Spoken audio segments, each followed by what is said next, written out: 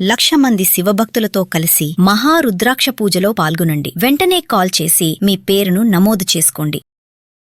మార్కండేయులు అంటే శివుని యొక్క భక్తులు, పరమభక్తి అని అందరికీ తెలిసిందే. ఆ పరమభక్తి వల్లే సాక్షాత్తు శివుడే వచ్చి యముణ్ణి చంపేయాలి అని అనుకున్నారు అని వింటాం కథ. సో ఆ కథ గురించి పూర్తిగా తెలుసుకోవాలని ప్రతి ఒక్కరికి ఉంది గురుగారు. శ్రీ మహాగణాధిపతయే నమః. మార్కండేయ చరితం. మార్కండేయ మహర్షి ఉన్నటువంటి మహర్షులందరిలోకెల్లా అత్యంత గొప్ప మహర్షుల్లో ఈ మార్కండేయ మహర్షి ఒకడు. మనకి 18 పురాణాల్లో మార్కండేయుడు చెప్పినటువంటి మార్కండేయ పురాణం కూడా 18 పురాణాల్లో ఓ పురాణం మార్కండేయ పురాణం. ఈ మార్కండేయుడు దగ్గర ఈయన వయసు ఇప్పటిదాకా కొన్ని కోట్ల సంవత్సరాలు. సప్త చిరంజీవులని ఉంటారు. మనకి 7 చిరంజీవులు ఉన్నారు, అంటే మరణం లేనటువంటి వారు అన్నమాట. ఆ చిరంజీవులు 7 కాకుండా ఈయన 8వ ఆయన మార్కండేయుడు. ఈయనకి శివుడు యొక్క ఆయుష్ ఇచ్చాడు. శివుడు తన ఆయుష్ ఇచ్చాడు ఈ మార్కండేయుడు. ఏంటి ఈ యొక్క మార్కండేయుడు విషయం ఏంటి అని అంటే కనుక, రుకండ మహర్షి అనేటటువంటి మహర్షి, అలాగే వారి ధర్మపత్ని ఇద్దరూ కూడా సంతానం లేక చాలా ఇబ్బంది పడేవారు. కొన్ని సంవత్సరాలు తపస్సు గడిచిపోయిన తర్వాత ఆ మహర్షి దగ్గరికి ఆ భార్య ఇచ్చి, స్వామి ఓ మాట అడుగుతాను. ఏంటమ్మా? మనకు సంతానం లేదు కదా, సంతానం కలగాలి అంటే ఏం చెయ్యాలని. అదెంత పని, చాలా సులువు అన్నాడు. మరి ఇంతకాలం చెప్పలేదేంటి స్వామి అని ఎందుకు? ఆవిడ పేరు మరుద్వతి. ఇంతకాలం చెప్పలేదేంటి స్వామి? నువ్వు అడగలేదు, నేను చెప్పలేదు. ఇప్పుడు ఒక సంతానం కావాలి అంటే భార్యాభర్త ఇద్దరు అనుకోవాలి. నీకు ఇంతకాలం అక్కర్లేదేమో అనుకుని నేనేం మాట్లాడలేదు అన్నాడు. సరే ఏం చెయ్యాలి అంటే, సరే రా వెళదామని చెప్పి దంపతులు ఇద్దరూ కూడా కలిసి కాశీ వెళ్ళారు. కాశీ వెళ్ళి కాశీలో గంగా నదిలో స్నానం చేశారు. గంగా నదిలో స్నానం చేసిన తర్వాత వారికి ఒక ఘట్టం కనిపించింది. ఆయన ఎందుకంటే మహర్షి కదా, ఆయన మహర్షి, ఆవిడేమో మహాతపస్సంపన్నులు, వాళ్ళిద్దరూ కూడా ఆ ఋషి దంపతులు. ఆ ఘట్టం ఏమిటయ్యా అంటే, కాశీలో కాశీ విశ్వనాథుడు, అలాగే అన్నపూర్ణాదేవి, విశాలాక్షిదేవి, దండపాణి అనేటటువంటి శివుడి యొక్క దూత, అలాగే డుంఢీ గణపతి అని గణపతి, వీళ్ళందరూ కూడా కాశీలో ఉంటారు. బిందు మాధవ స్వామి వీళ్ళందరూ కూడా కాశీలో ఉంటారు. వీళ్ళందరూ కాశీ అంటే ఏమిటయ్యా అంటే మహాశ్మశానం. ఎవరైనా సరే కాశీలో గనక మరణిస్తే వాడికి నరకయాతన ఉండదు. కాశీలో మరణిస్తే వాడికి నరకయాతన ఉండదు. వీళ్ళు గంగానదిలో స్నానం చేసి ఆ ఒడ్డు మీద కూర్చుని దంపతులు ఇద్దరూ కూడా తపస్సు చేస్తుంటే వాళ్ళకి ఆ కాశీలో ఆ గంగా నది ఒడ్డున ఉండేటువంటి హరిశ్చంద్ర ఘాటన ఉంది, అలాగే ఆ పక్కన మణికర్ణికా ఘాటన ఉంది. ఈ శవాలను తీసుకొచ్చి అక్కడ తగలబెడుతూ దహన సంస్కారాలు చేస్తూ ఉంటారు. ఆ ఘట్టం అంతా కూడా వీళ్ళు తపస్సు చేసుకుంటూ శివనామస్మరణ చేసుకుంటూ ఉన్నటువంటి సమయంలో 70 mm ఏసీలో కనపడుతుంది మొత్తం అంతా కూడా. 70 mm ఏంటి, ఒకరిని తీసుకొచ్చి దహనం చేశారు. వాడి ఆత్మ బయటికి వెళ్తాం, వాడు తట్టుకోలేకపోతున్నాడు, ప్రాణం తట్టుకోలేకపోతూ ఉంటే ఆ ఆత్మని అన్నపూర్ణాదేవి తెచ్చి ఒళ్ళో పడుకోబెట్టుకుంటారు.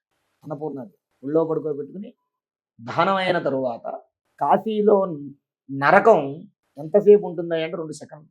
కాశీలో చనిపోయిన వాడికి నరకయాతన 2 సెకండ్లే ఉంటుంది. పడుకోబెట్టుకుని నాన్న అయిపోతుంది కంగారు పడకు. ఆ నరకయాతన ఎలా ఉంటుందయ్యా అంటే, ఇంకా జన్మలో ఇంకో జన్మ ఎత్తకూడదు, పాపాలు చేయకూడదు, అంత బాధ అనుభవిస్తాడు వాడు. ఆ 2 సెకండ్లోనూ కూడా ఈ బయట మనిషి బ్రతికి ఉన్నప్పుడు అనుభవించినటువంటి బాధ కంటే నరకలోకంలో వాడు 100 ఏళ్ళలో లేదా 200 ఏళ్ళలో భరించేటటువంటి ఆ శిక్షల కంటే ఇక్కడ అనుభవించేటటువంటి 2 సెకండ్ల యొక్క బాధ అత్యంత కఠినాత్మకంగా ఉంటుంది. అందుకని జగత పితరో వందే పార్వతీ పరమే. బిడ్డ దెబ్బ తగిలి బాధపడుతుంటే తల్లి ఏం చేస్తుంది, ఏం లేదు నాన్న తగ్గిపోతుంది ఎలా రాస్తుందో అలాగా ఆ జీవుణ్ణి తీసుకుని అమ్మవారు ఒళ్ళో పడుకోబెట్టుకుంటుంది. తన తల్లి కదా, ఒళ్ళో పడుకోబెట్టుకుని నాన్న ఏం కాదు తగ్గిపోతుంది, కంగారు పడుకో తట్టుకో అని 2 సెకండ్లు అమ్మవారు అలాగా చేసిన వెంటనే ఈలోపు డుంఢీ గణపతి అని ఉంటాడు. డుంఢీ గణపతి వచ్చి చెవిలో నమశివాయ మంత్రం చెప్తాడు, పంచాక్షరి మంత్రం చెప్తాడు. చెప్పంగానే వాడి యాతన అయిపోతుంది. ఈ దండపాణి ఏం చేస్తాడు, వీడిని తీసుకుని వెళ్ళి కైలాసంలో పడేసి వచ్చేస్తాడు. అంతే. కాశీలో ఎవడైనా మరణిస్తే వాడు డైరెక్ట్ కైలాసమే. వాడికి నరకాలు, వాడికి ఏమీ ఉండవు, వాడికి ఏ లోకాలు ఉండవు, వాడికి స్వర్గాలు నరకాలు ఏమి ఉండవు అనమాట. అలా ఈ ఘట్టమంతా కళ్ళకు కనపడుతుంది వీళ్ళకి. చాలా సంతోషించి ఆనందించి అమ్మవారి దర్శనమైంది, గణపతి దర్శనమైంది, దండపాణి దర్శనమైంది అని అనుకుని చక్కగా లేచి దర్శనానికి వెళ్ళి స్వామివారి దర్శనం చేసుకున్నారు. ఈశ్వరుడు దర్శనం, కాశీ విశ్వనాథ దర్శనం చేసుకున్నారు. చేసుకుని తరువాత అన్నపూర్ణాదేవి దర్శనానికి వచ్చారు. వచ్చేసరికి అన్నపూర్ణాదేవి ఎలా ఉందయ్యా అంటే, గుమ్మం దగ్గర చక్కగా ఓ బొజ్జ చిన్న పిల్లాడు. ఓ పిల్లాడిని, నాజూగ్గా ఉన్న పిల్లాన్ని అమ్మవారు ఒళ్ళో కూర్చోబెట్టుకుని పరవన్నం పెడుతుంది. ఆయనేమో నువ్వు నాకు పెట్టవా అని అక్కడ ఇంకొక పిల్లాడు గుమ్మం దగ్గర నుంచి ఏడుస్తున్నాడు. నాకు పెట్టట్లేదు, నువ్వు తమ్ముడికే పెడుతున్నావు అని ఏడుస్తున్నాడు. ఇది ఎవరు? గణపతికి, కుమారస్వామికి అన్నపూర్ణాదేవి అన్నం పెట్టేటటువంటి ఘట్టాన్ని వాళ్ళు చూశారు. ఎవరు? మరుద్వతి ఉరకండ మహర్షి దంపతులు చూసి అమ్మవారి పాదాల మీద పడి నమస్కారం చేసి, కాశీలో సంవత్సర కాలం ఉండి గంగా స్నానం చేస్తూ, అలాగే స్వామివారి దర్శనం, అమ్మవారి దర్శనం చేసుకుని సంవత్సరం అనంతరం నైమిషారణ్యం వెళ్ళారు.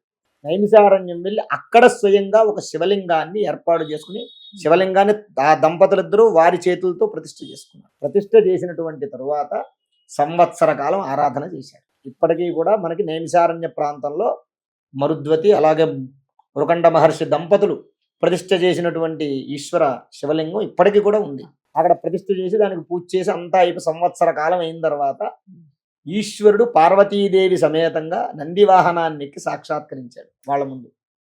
నాయనా, మీకేం వరం కావాలి కోరుకోండి. మీకేం వరం కావాలి కోరుకోండి అంటే, అప్పుడు స్వామి మాకు సంతానం కావాలి అని కోరుకున్నారు ఇద్దరు కూడా. కోరుకుంటే సరే సంతానాన్ని ఇస్తా. ఎలాంటి సంతానం అయ్యా అంటే, వంశనాశనాన్ని చేసేటటువంటి వాడు, సంపూర్ణ ఆయుర్దాయం ఉన్నవాడు కావాలా, మీ వంశాన్ని ఉద్ధరించేటటువంటి వాడు 16 ఏళ్ల ఆయుష్ ఉన్నవాడు కావాలా అని ఇద్దరు ఆలోచనలో పడ్డారు. ఏం చేయాలి? ఇద్దరు ఆలోచనలో పడ్డారు దంపతులు ఇద్దరు. స్వామి, వంశనాశనం చేసేవాడు 100 ఏళ్ళుంటే నాకు ఉపయోగం ఏంటి?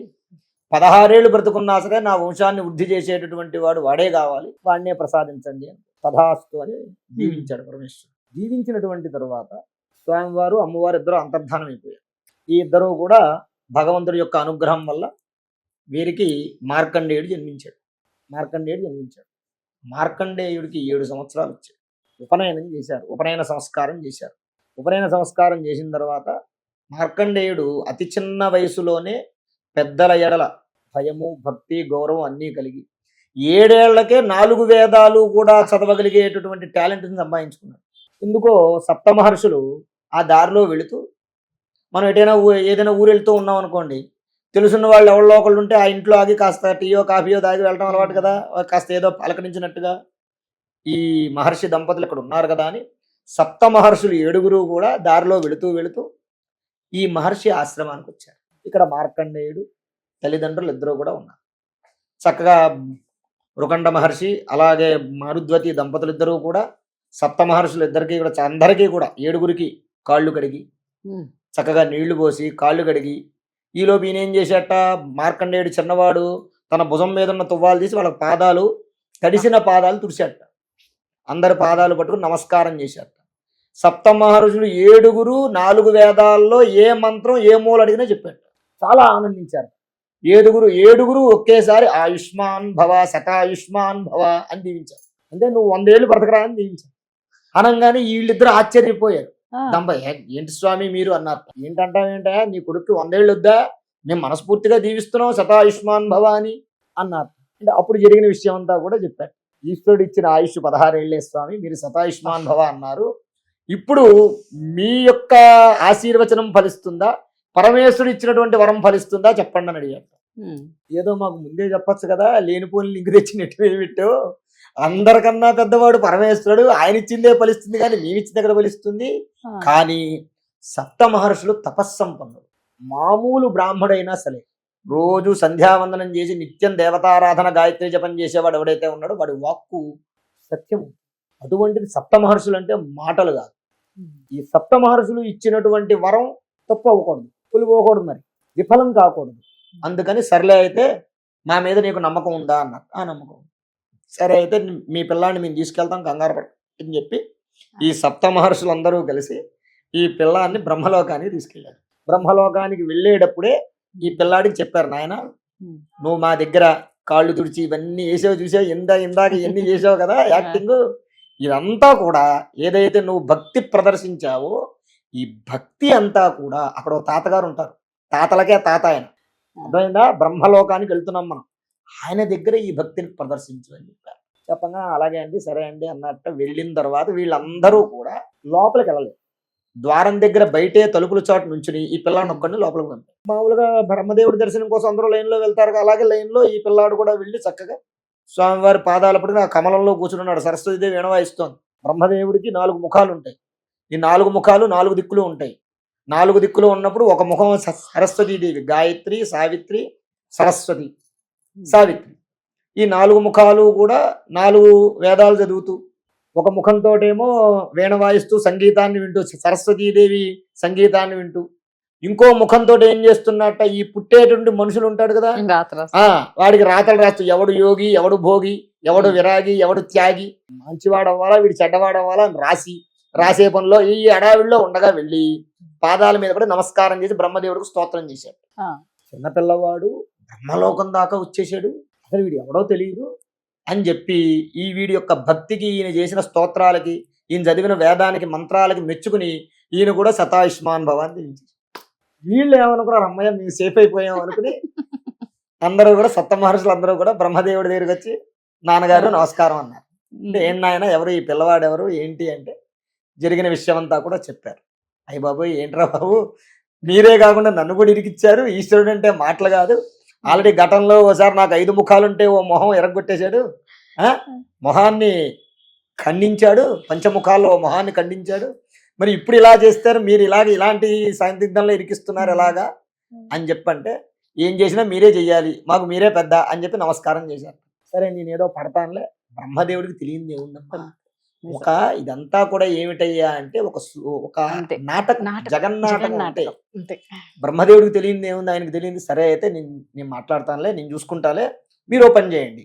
ఏం చెయ్యాలి, వీడికి 16 ఏళ్ల వయసు కదా, 15 సంవత్సరాల 364 రోజులు వచ్చేదాకా ఇప్పటి నుంచి వీడు శివారాధన చేస్తూ ఉన్నారు. ఇదంతే, వాడు ఇంకో పని చేయొద్దు. వీడికి 15 ఏళ్ల 364 రోజులు వచ్చేదాకా ఇంకా అక్కడ ఉండాల్సిందే. 14 ఏళ్ళ అప్పటికే 7 ఏళ్ళు అయిపోయాయి కదా, 8 ఏళ్ళు అక్కడ ఉండాల్సిందే అని చెప్పి చెప్తారు. చెప్తే అలాగే మేము అలాగే ఏర్పాటు చేస్తామని చెప్పి చక్కగా వాడికి ఈ సప్త మహర్షులందరూ పంచాక్షరీ మంత్రాన్ని సప్త మహర్షులు అంటే మామూలు వాళ్ళు కాదు, అటువంటి సప్త మహర్షుల చేత పంచాక్షరీ మంత్రాన్ని ఉపదేశం చెందినటువంటి గొప్పవాడు ఆయన మార్కండేయ మహర్షి. 7 ఏళ్ల వయసులో ఉపదేశం పొంది శివారాధన ఎలా చెయ్యాలని తెలుసుకుని చక్కగా వెళ్ళి ఒక నదీ ప్రాంతంలో ఓ శివలింగాన్ని ఏర్పాటు చేసుకుని చక్కగా రోజు ఆ స్వామివారిని పూజిస్తూ ఇంక అదే పని, ఇంక వేరే పని లేదు. నాన్న జరిగిన విషయం ఇది, నీకు ఆయుష్ లేదు, నువ్వు బ్రతకాలి అంటే మేము కూడా నీకు మా వరం నీకు ఫలించాలంటే నువ్వు శివారాధన చేయాల్సిందే అని చెప్పి అన్ని ఏర్పాట్లు చేసి వాళ్ళ తల్లిదండ్రులకు చెప్తే ఈయన వెళ్ళి భక్తి శ్రద్ధలతో చేశాడు.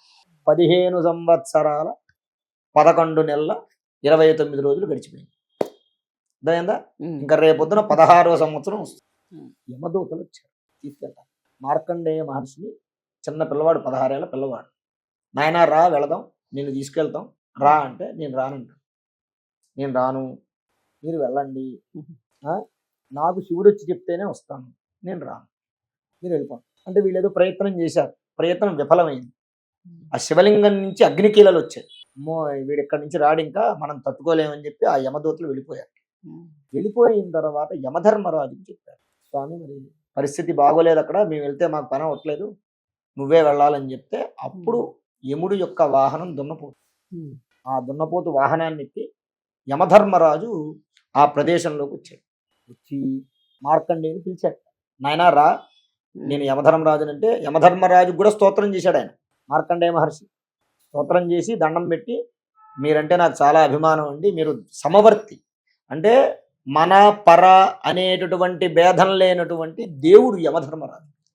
వాడు ఉన్నవాడా, వీడు లేనివాడా, వాడు బ్రాహ్మడా, వీడు ఇంకోట అనేది ఏమి చూడ్డా. ఆయన దగ్గరికి ఒక లిస్ట్ వచ్చింది అంటే ఆ లిస్టు ప్రకారంగా చేసేస్తాడంతే. ఇంకా అటువంటి సమవర్తివి నువ్వు, నీకు నమస్కారం, కానీ నేను రాను. వినలేదు. ఎన్నిసార్లు పిలిచినా సరే వినకపోయేసరికి అప్పుడు ఏం చేశాడయ్యా అంటే ఈ దున్నపోత మీదే ఉన్నాడు, ఉండి పాశాన్ని విసిరాడు. ఈ పాశాన్ని విసిరేసరికి పిల్లవాడు ఈ మార్కండేయుడు భయపడిపోయి వెళ్ళి శివలింగాన్ని ఎత్తుకున్నాడు. ఈ పాశం శివలింగంతో సహితంగా మార్కండేయుడు పడింది. వెంటనే గుంజాడు. ఇలా ప్రాణం రావాలిగా, ఈశ్వరుడితో ఈశ్వరుల్లో కలిసినటువంటి మార్కండేయుడు ఎలా వస్తాడు? వెంటనే శివుడు ప్రత్యక్షమైపోయాడు, త్రిశూలం ఎత్తాడు. నా భక్తుణ్ణి, నా ఆరాధన చేసేవాడిని నువ్వు పాశం వేసి నువ్వు నీ లోకానికి తీసుకెళ్దాం అనుకున్నావు, చంపేస్తానని త్రిశూలం ఎత్తాడు. ఎత్తంగానే వెంటనే చంపేద్దామని ఎత్తంగానే అసలు ఆ శివలింగంలోంచి వచ్చే జ్వాలకే ఈయనకి ముందు కళ్ళు తిరిగి పడిపోయాడు దున్నపోతు మించి. యమధర్మరాజు అంత శక్తి, ఈశ్వరుడి శక్తి. వెంటనే లేచి కొంతసేపటికి తేరుకున్నాక, స్వామి ఇలా ఇలా మీరు అడ్డం పడితే ఎలాగా? నా ధర్మం నేను చేస్తున్నాను, నువ్వు నన్ను చంపుతానంటే ఎలాగా? ఇలా అయితే ఎలాగా? వాడి ఆయుష్ అంతా 16 ఏళ్ళు. వాడు 16 ఏళ్ళ ఆయుష్ అన్నప్పుడు మరి నేను తీసుకెళ్ళడానికి వచ్చాను, ఈ రోజుతో అయిపోయింది కదా అన్నట్టు. అంటే అప్పుడు ఈశ్వరుడు అన్నట్ట, నేను ఇచ్చిన 16 ఏళ్ళు లౌకికంగా మానవ ప్రమాణమైనటువంటి 16 ఏళ్ళు కాదు, ఈశ్వరుడితో అంటే నాకు సమానమైనటువంటి 16 ఏళ్ల వయస్సు వాడికి ఆయుర్దాయాన్ని ఇచ్చారని చెప్పారు. ఈశ్వరుడికి 16 ఏళ్ల ఆయుర్దాయం అంటే కొన్ని వందల సృష్టిలు జరుగుతాయి, కొన్ని వందల సృష్టిలు జరుగుతాయి. ఎందుకంటే ఈశ్వరుడు మృత్యుంజయుడు, ఆయనకు సావులేదు.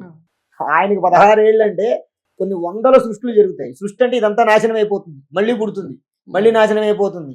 ఒక సృష్టి పుట్టి నాశనం అవ్వాలి అంటే కొన్ని కోటాను కోట్ల సంవత్సరాలు దాటిపోతుంది. అలా మార్కండేయుడు ఇప్పటి వరకు 9వ 10వ కల్పాలు చూశాడు, 9వ 10వ సృష్టిలు చూశాడు ఇప్పటిదాకా మార్కండేయుడు. ఈశ్వరుడితో పాటు మార్కండేయుడు ఒకడే ఉంటాడు, ఇంకెవరూ ఉండరు. ఋషుల్లో మార్కండేయుడు, దేవతల్లో ఈశ్వరుడే ఉంటారన్నమాట మృత్యుంజయులుగా. అలా మార్కండేయుడికి తన యొక్క ఆయుష్లో 16 సంవత్సరాల ఆయుర్దాయం ఇచ్చాడు. అంటే దీన్ని బట్టి మనం ఏం తెలుసుకోవాలి? పరమేశ్వరుణ్ణి ఎవరైతే ఆరాధన చేస్తారో వారికి మృత్యుంజయత్వాన్ని ఇస్తాడు, సంపూర్ణమైన ఆయుర్దాయం ఇస్తాడు. ఇక్కడ మనం అంటే ఈ కలియుగంలో, కలియుగ ప్రమాణం 100 ఏళ్లే. ఇప్పుడు త్రేతాయుగం, కృతయుగం ఉంది. కృతయుగంలో ఒకరి యొక్క ఆయుర్దాయం 1000 సంవత్సరాలు. ఒక మనిషి ఆయుర్దాయం 1000 సంవత్సరాలు బ్రతకచ్చు వాడు. అలాగే త్రేతాయుగంలో ఒక మనిషి ఆయుర్దాయం వచ్చేసి అది కూడా 1000 సంవత్సరాలు. అలాగే ద్వాపర యుగం వచ్చేసి 200-300 సంవత్సరాలు. కలియుగం వచ్చేసరికి 100 సంవత్సరాలే ప్రమాణం. ఆ 100 సంవత్సరాల్లో కూడా ఇప్పుడు మనకి ప్రథమ పాదం, అదే రెండవ పాదం వచ్చేసరికి 60 ఏళ్లే ఉంటుంది ఆయుర్దాయం. అలా ఏమవుతుంది? 4వ పాదం వచ్చేసరికి కలియుగే ప్రథమ పాదం అని చెప్తున్నాం. కలియుగం 4వ పాదం వచ్చేసరికి కలియుగం అంతమయ్యేటప్పటికి 20 ఏళ్లే 10 ఏళ్లే ఉంటుంది అంతే ఆయుర్దాయం. అప్పటికల్లా మనుషులు ఎలా ఉంటారంటే నేలవేప చెట్లను ఉంటాయి, అంటే చిన్న చిన్న మొక్కలు ఉంటాయి, నేల మీద మొక్కలు. ఆ మొక్కలకు నిచ్చెనలు వేసుకుని ఎక్కేటటువంటి అంత ప్రమాణమే ఉంటారు మనుషులు. అంటే లిల్లీ పుట్టులాగా ఉంటారు కలియుగం చివరిలో. పూర్వము ఇప్పుడు రాముల వారు హైట్ ఎంత? 11 అడుగులు లేదా 9 అడుగులు. అంటే ఓ దాంట్లో 11 అడుగులు, ఓ దాంట్లో 9 అడుగులు వేసుకున్నాం. కృష్ణుడి హైట్ ఎంత? 8 అడుగులు. కలియుగం వచ్చేసరికి ప్రమాణం ఏమైంది? మహా అయితే 6 అడుగులు. అలాగే ఈ 4వ పాదం వచ్చేటప్పటికి ఏమవుతుందంటే లిల్లి పుట్టులాగా అయిపోతారు మనుషులు. వాడు బతికేదంతా 10 ఏళ్ళే. ఆ 10 ఏళ్లే వాడికి సంపూర్ణ ఆయుర్దాయం అప్పటికి. అలా వాడి యొక్క జాతక ప్రకారంగా ఎంతవరకు ఆయుర్దాయం ఉంటే అంతవరకు వాడిని బ్రతికించేస్తాడు పరమేశ్వరుడు, ఈశ్వరుని ఆరాధించడం వల్ల. అంటే మధ్యలో యాక్సిడెంట్ల రూపంలోనూ ఇతరత్ర అకాల మృత్యు దోషాలు పోకుండా పరమేశ్వరుణ్ణి ఆరాధించడం వల్ల. ఇంకోటి కూడా ఏంటయ్యా అంటే పరమేశ్వరుణ్ణి ఆరాధించడం వల్ల భక్తిపూర్వకంగా ఆరాధించాలి. ఏదో అందరూ వెళుతున్నారు కదా మనం వెళుతున్నాం అని కాకుండా పరమేశ్వరుణ్ణి ఆరాధించినటువంటి ఫలితం వల్ల ఈశ్వరుడు అష్టైశ్వర్యాలను ప్రసాదిస్తాడు. అలా ఈశ్వరుణ్ణి ఆరాధించినటువంటి ఆ మార్కండేయుడు ఈశ్వరుడికి 16 సంవత్సరాల ఆయుర్దాయాన్ని పొందడమే కాకుండా సాలిపురుగును సృష్టించాడు. ఆ సాలిపురుగు ద్వారా మార్కండేయ మహర్షి యొక్క ద్వారా వచ్చినటువంటి వాళ్ళు పద్మశాలి కులస్తులకు మార్కండేయ మహర్షి బ్రహ్మ, అంటే ఆ యొక్క కులానికి సృష్టికర్త. వారి ద్వారా వచ్చిన వాళ్ళే సాలిపురుగు ద్వారా వచ్చినటువంటి వారు. సాలిపురుగు ఎలాగైతే ఇట్లా వేస్తూ ఉంటుందో, నెట్ వేస్తూ ఉంటుందో, అలాగే కదా పద్మశాలీలు వస్త్రాలు నేస్తూ ఉంటారు. యాస్టీజ్ ఆ నెట్టు ప్రకారంగానే ఈ వస్త్రాలు నేయడం. అలా సాలిపురుగును సృష్టించి తద్వారా చేసినటువంటి మహానుభావుడు. అలాగే ఈయన 10 రామాయణాలు చూశాడు. 10 రామాయణాలు చూశాడు. 10 మంది రాముళ్ళ కంటే 10 యుగాల్లో 10 మంది రాముళ్ళకి పురాణం చెప్పాడు. అలాగే 10 భారతాలు చూశాడు. 10 సార్లు ధర్మరాజుకి అన్ని బోధించాడు, ధర్మాలు బోధించాడు, కలియుగ ధర్మాలన్నీ కూడా బోధించాడు.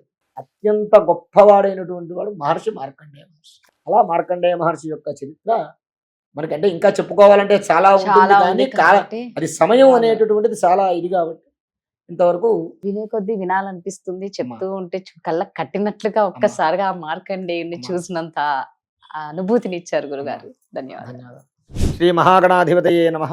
ఆరోగ్యము, ఐశ్వర్యము, ఆనందము, ఆర్థిక లాభం ఇవన్నీ కలగాలంటే ఆగస్టు 11వ తారీఖు మంగళవారం రోజున మేము నిర్వహించేటటువంటి 1,00,000 రుద్రాక్షల పూజలో పాల్గొనండి. పరమేశ్వరుడి యొక్క అనుగ్రహం వల్ల సర్వ విధములైనటువంటి కష్టాలు నివారణమై ఐశ్వర్యాలు కలుగుతాయి. 1,00,000 రుద్రాక్ష పూజలో పాల్గొనేటటువంటి వారు స్క్రీన్ మీద స్క్రోల్ అవుతున్నటువంటి నంబర్లకు కాల్ చేసి రిజిస్ట్రేషన్ చేసుకోగలరు.